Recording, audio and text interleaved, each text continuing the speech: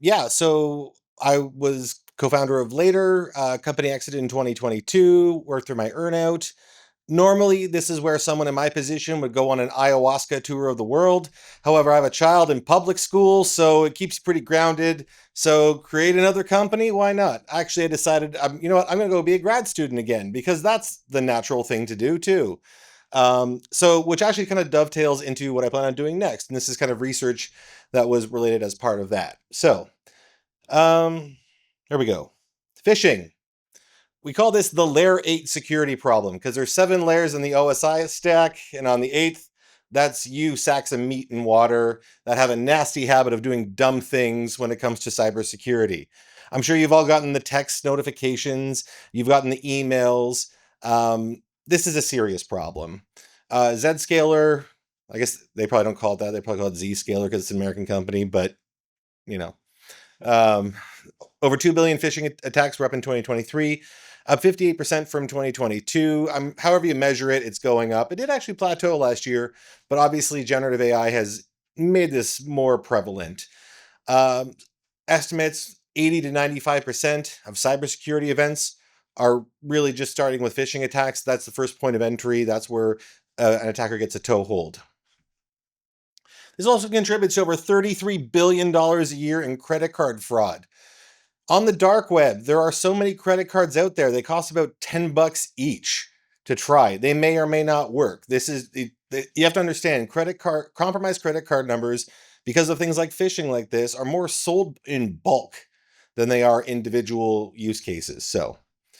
That is to say that I've always thought this meme accurately sums up the cybersecurity landscape right now. We have all these. A guy I went to school I went to school with. He's working on post-quantum cryptography, and that's a serious problem. Don't get me wrong, but that is like, hey, once we have quantum computers, we have this. Phishing is this problem that exists right now, because again, sacks of meat are the worst for cybersecurity.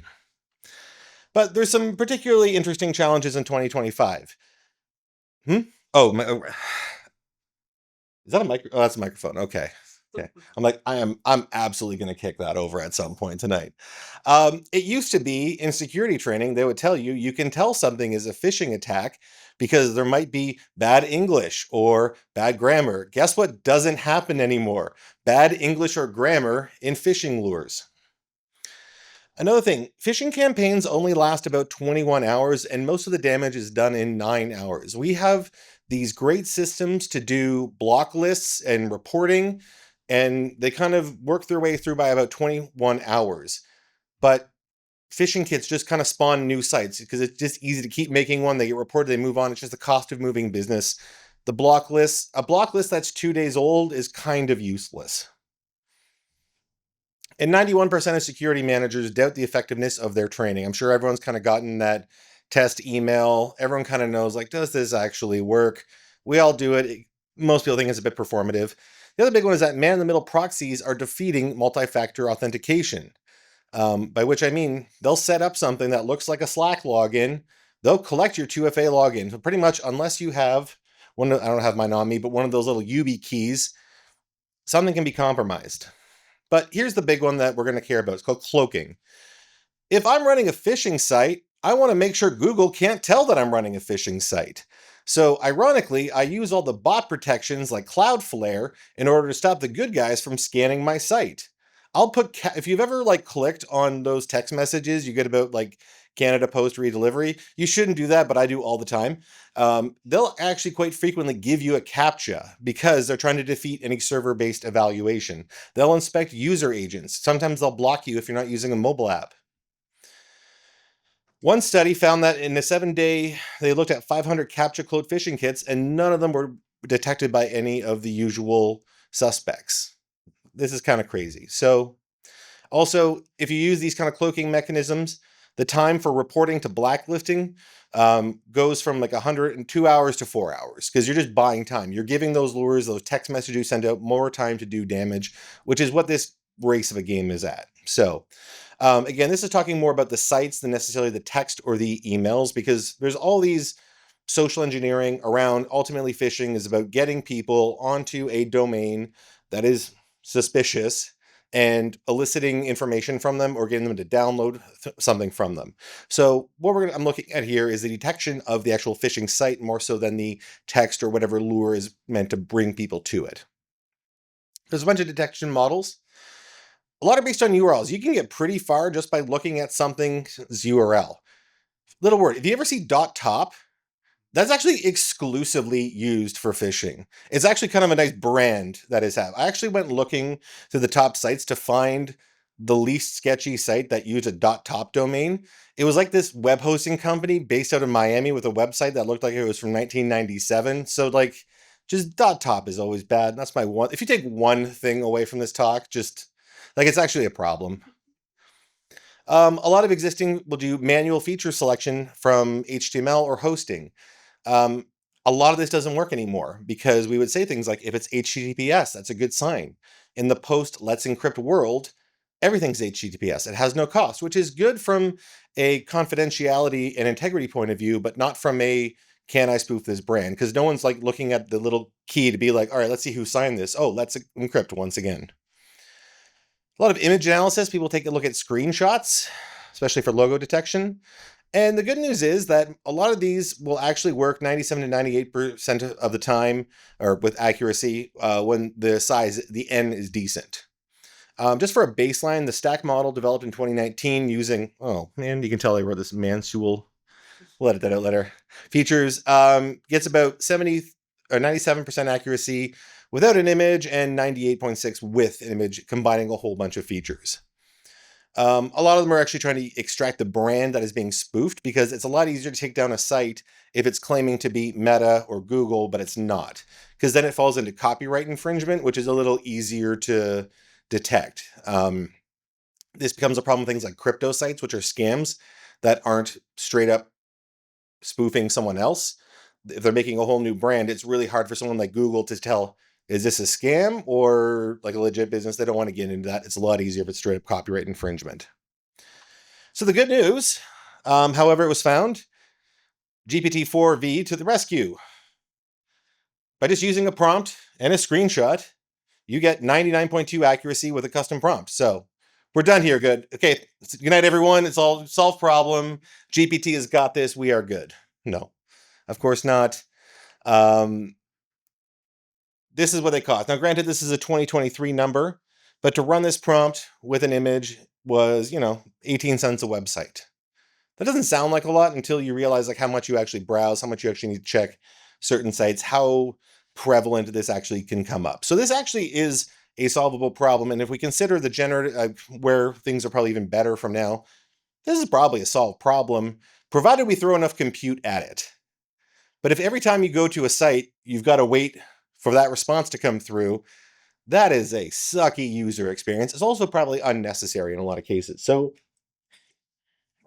the work I was focusing on was, first of all, to create a better data set for train and test, because pretty much everything out there in the academic literature, how they get their test set is we go through some phishing feed, subscribe to it, get N elements from there, like screenshot HTML URL from phishing pages, and then go and get the top N similar from Alexa. The problem with this is that means a lot of these algorithms have it on easy mode, where they are comparing a phishing site to a top 20,000 page, which is going to have certain characteristics. Like you aren't going to have, like pretty much they're all going to be short .coms in the Alexa top 20,000 or whatever replaced Alexa.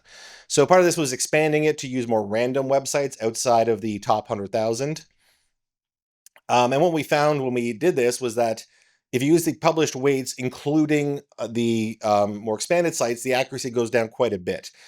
If you retrain, it does get a little better, but we're still, those 96s start to look more like 86s when you start using a more representative sample of what actually people browse. So this work is mostly about using screenshots, DistillBERT on the URLs, and DistillBERT on HTML. Does anyone not know what BERT is? Because I know Dave was talking about that. He made kind of a... So I think Google made it. I'm looking here. You guys were working on it? No? Okay. Google made it, probably. It was, circa 2018. It basically uses a max token length of 512 is the important thing. But for an LLM, it's actually pretty small. It's used a lot for classification and for summarization. It's not very big, but open. DistillBERT is just a smaller version of that. We'll get to that. The basic idea behind this work and what the goal of all of this is to, rather than, obviously we can trust that the big expensive models are going to take forever and be expensive and get this job done. What is the smallest model can we run? Can we find something that potentially we could run in a browser quickly? Because then we're starting to get somewhere interesting where we can actually have an outcome. Because part of security is that if people get too annoyed by it, they're just going to turn it off. Or they're not going to listen to it. So in addition to accuracy, we also have some concerns about user experience. And a good way of doing that is have a small model that's very effective, somewhere near that 99.2% we saw with GPT-4.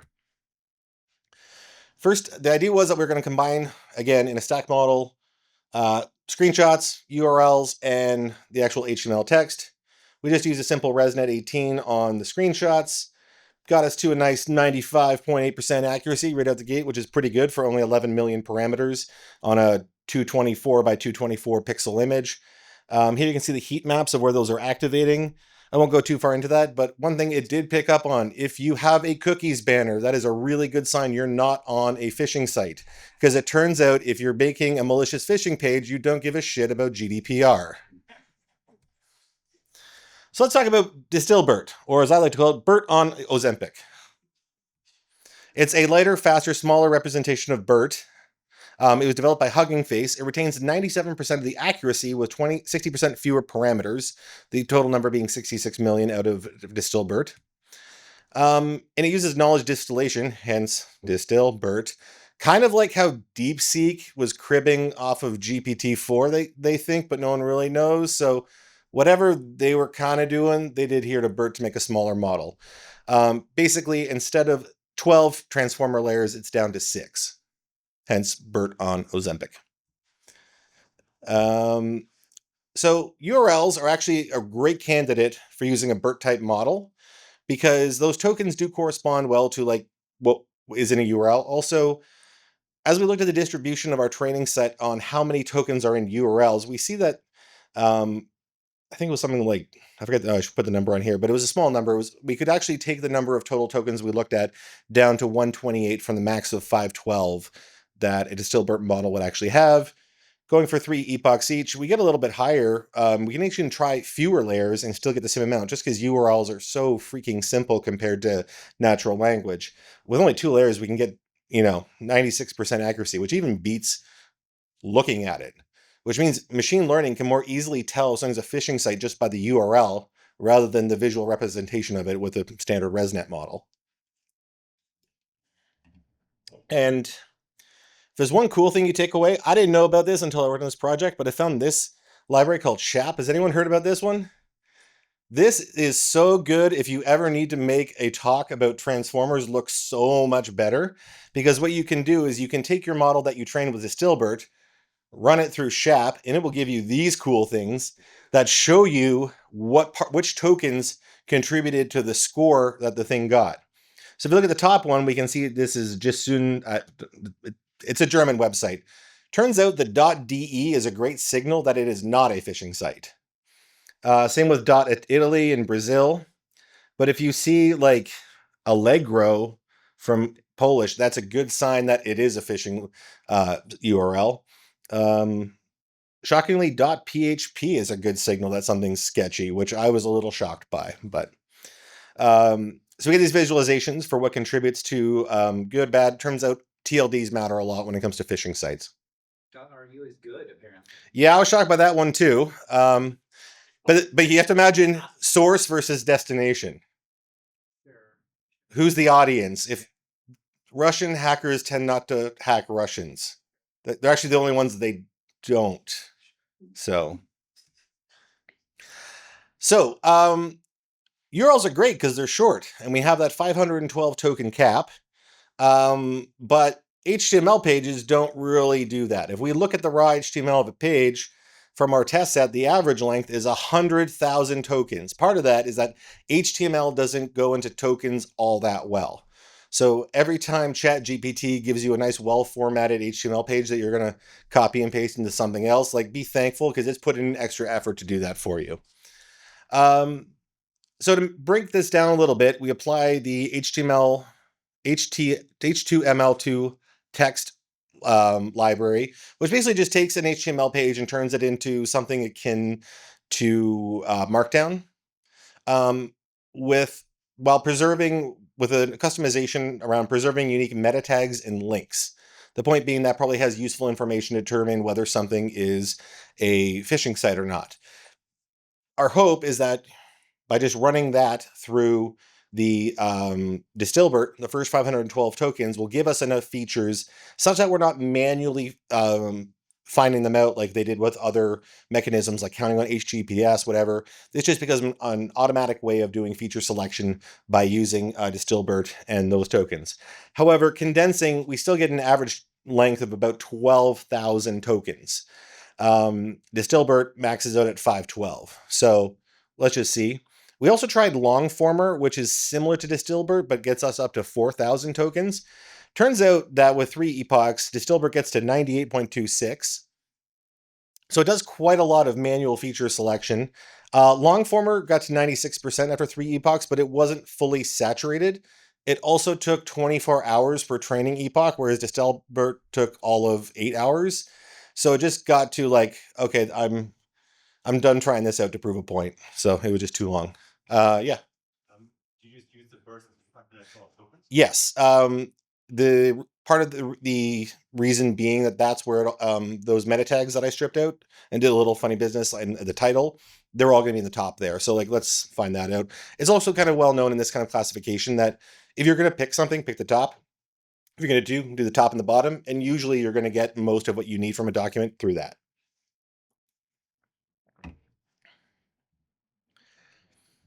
So this, going back to SHAP, is what is this? This is like a, oh yeah, business news live from City of London. This is a tourist page. It randomly picked and selected.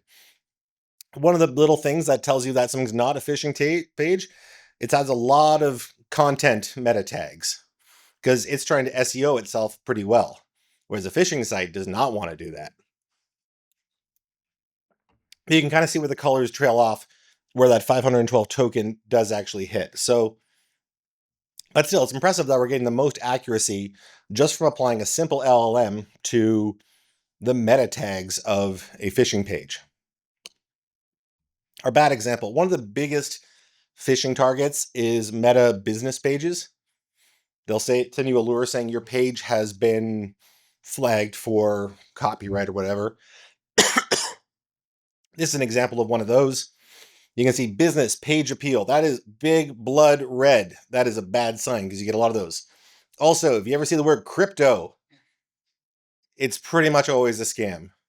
I think that's just good to know in life. Crypto, scam, just you know, I won't go, I've gone on to rants about how crypto is just mostly for scamming and illegal shit, but you know, this is LLMs, not crypto. Anyway, so putting it all together, my whole point was to take all this and make one supermodel, hopefully does even better by stacking all the different features and applying another fully connected layer to do this classification. And we get to 99% accuracy by using all of these. However, when we start doing the ablative study and say, well, let's start pulling those out to see what happens, we actually see that we don't even really get much from the image or the screenshot itself. The screenshot doesn't give as much information as one would think. I doubt it's actually more accurate, or I mean, that's what it says, but for that level of accuracy difference, I wouldn't put too much faith in that. But if we just look at the combination of the URL and the HTML, we get 99% anyway, which is, you know, given the small number of parameters that we're talking about, pretty good comparing that it's going toe-to-toe with GPT-4v. So, but what's always fun is to look at what was misclassified. Obviously, yeah. So what's actually kind of fun about the false positives is that they're all the things that tend to get phished the most, but it's legit versions because they're in the test set, not in the training. So like the reason that Steam powered is number 2, that's the Steam website. is because it wasn't there, but there's a whole lot of phishing sites pretending to be Steam. So it's like, oh, you're Steam, you're up to no good whatsoever. Those are the kind of anomalies that we have when we deal with something like this, where in the negative examples, we only have one. And if we pull it from our training into our test, it's no longer getting trained. So you do have that problem. Whereas in the phishing cases, you do see the same brands come over and over and over again to do this. And obviously, a lot of the ones that kind of were false negative, which is more problematic because it's saying like, oh, no, you can trust this site, which is a bigger issue. You do see things like Netflix.nl, which is which I'm a fan of. But again, I think our model is like putting a lot of faith in the TLDs that are good, being like, oh, you're from Netherlands. You couldn't be any kind of bad. So, but one thing I found, which kind of just means all this could have just been done much more easily. If you just take instead of like doing that whole stacking model and just prepend the URL before that modified HTML I had, you get the 99% right there. So, and then you get it down to 66 million parameters, which will that run in a browser? Sort of. Is a little annoying. It's not quite the call out to whatever, but it will spike your CPU and GPU up to 99% for about 3 seconds. So that does become something, a very small model, able to tell if you're actively on a phishing page or not. So where I'm going next with this, quantizing the model, get it down. Like I said, JavaScript, because ideally I want this to run into a side of a Chrome extension.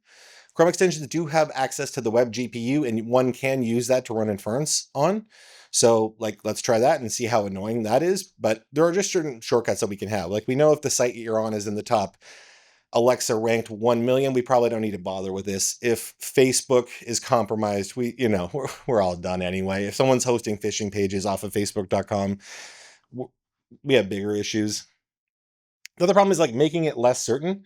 One of the things I'm finding about the Dilbert model is that if you ask it to give a score of 1 or 0 for whether something's a phishing page or not, it gets really confident really quickly, and you don't get a lot of middle ground. As a tall white guy, I can understand being extremely confident when you have no business being, but we do want it to dial it down a little bit, can have it say that like, hey, it's okay to be wrong. It's okay if you give me like an I don't know. Because in that case, we can kick it over to GPT and it can, for a more thorough one. This is meant to kind of escalate up rather than be the final source truth for whether this thing is sketchy or not. And also just combined with other factors like page rank, there are manual features that betray whether something's a phishing site or not. I don't want to go tell too many people on that, he said to the camera. Also incorporate it because it turns out I do have a customer for this already, which means I have a job again and get this going. So right now, this is what it's going to be looking like. It's a Chrome extension. The idea being that should just be running there. Obviously, there's privacy implications of having something like this. The idea being that it shouldn't look at the page you're at unless it has a good reason to do so. Because ultimately, with a lot of these block list comparison, there is a privacy element of like, do you want your whole browsing history being sent up to somewhere? It's impossible to get away with that at a certain level, but the idea being that, well, we don't need to do that for certain pages, only something that locally we think, hey, this one is a little suspect, and kind of doing that, letting you know if you're going to be able to do something. Also, we don't need to do this on every page that you visit. One of the key things with the Chrome extension is that it's only going to get involved if it sees a password field or a credit card field or wants you to download something, because we don't need to access every single page you're going to. We only care about ones that you're giving sensitive information to or pulling a download from. So the number of those web GPU spikes up to 99% for 3 seconds. We can limit to when we have a reasonably good reason to do so. So if you follow that to Stingray Security, you can sign up for the beta list, which should be launching soon, because like I said, I've made promises to certain entities to get this out pretty soon. But yeah, happy to take any questions about the underlying LLM and getting it into a Chrome extension. Awesome, thanks, Ian.